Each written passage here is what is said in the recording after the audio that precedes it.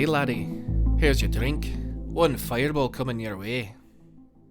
Bill slides the drink across the table onto a levitating coaster that makes its way through the orange smoke to my table. Its approach through the veil is lit by the flame atop my drink. Thank you kindly, sir. My pleasure. So, what brings a fine gentleman like you into this uncharted black sea? Well, Bill, I'm a purveyor of the arts, a sponge of the culture, and a traveler through and through. I've always had a passion for mixing it up with the people and seeing what different galaxies and planets have to offer. Are you from Meshworld? Oh, no. I'm a true dwarf through and through. I'll make my way back home to Craig soon enough. Servicing you fancy folk is just a way to make ends meet for my little family back home. I miss the cool mountain air though, and the dampness of the underbelly.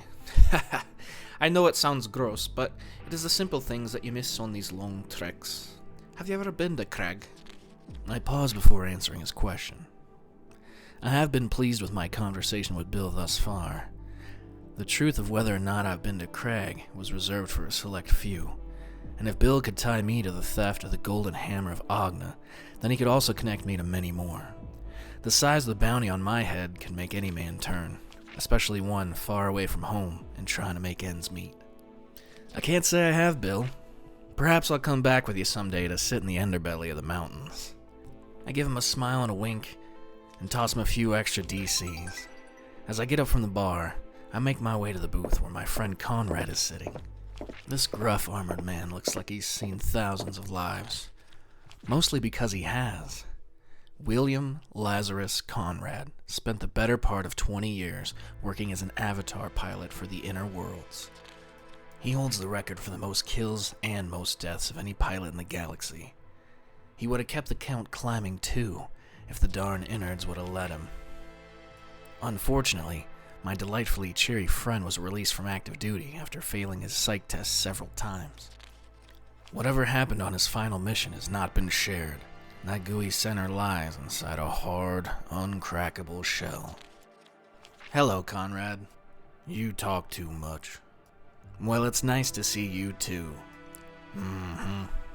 Well, what is it? Spit it out. I already said it. You talk too much. Please elaborate, Conrad. You talk too little. He slides his cleaning tools into a pouch and sets the hammer he was cleaning next to him in the booth.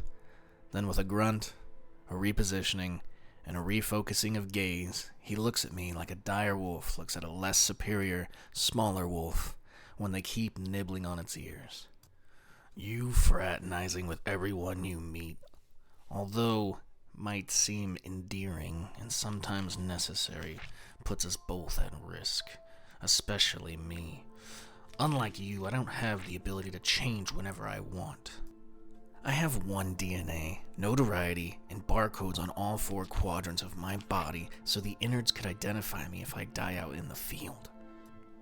If you get caught, you change identities and scoot. If I get caught, I fight and die. You're in the big leagues now, kid, and the big leagues are gonna require some change. And what kind of changes would you recommend? No talking with people you don't need to. Starting with me right now.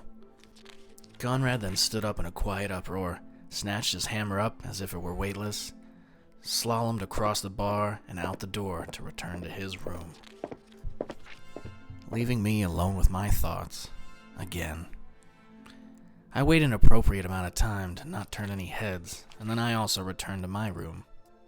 I must gather my things, put on my face, and take a nap before we catch a public shuttle. On my walk back, I check the datapad and note that I have 2.5 hours before takeoff. I set an alarm because I want to show Conrad how big league I am and get to the shuttle station early tomorrow. When I get back to my room, I set out some of my things, take off my current form's clothes, slump into my natural form, and fall into a gentle slumber. The flashes of imagery from my past crimes are startling but welcomed, the first of which is a surreal vision of the dwarven heist I pulled off not too long ago. My dream body slowly weaves its way through the caves, waving at each of my men as I pass. Conrad and I coined this heist the bathroom switcheroo, because he knocked out Craig, the king of the crag, in a bathroom, and I walked out as the king.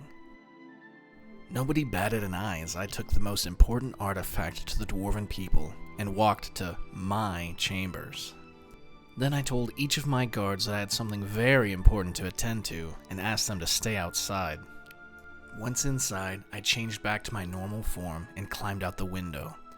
I jet boosted at an exact angle determined by Gale and straight into Gobby's spaceship, hammer in tow.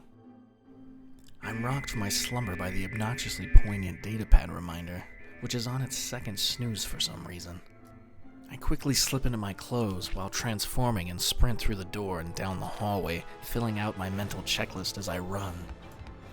DCs, check. Lame clothes, check. Name badge, check. Spectacles, check. Testa, come on boy, they're shutting the doors. As I hear Conrad call out, I pick up the pace, unnaturally increasing my stride length as I do.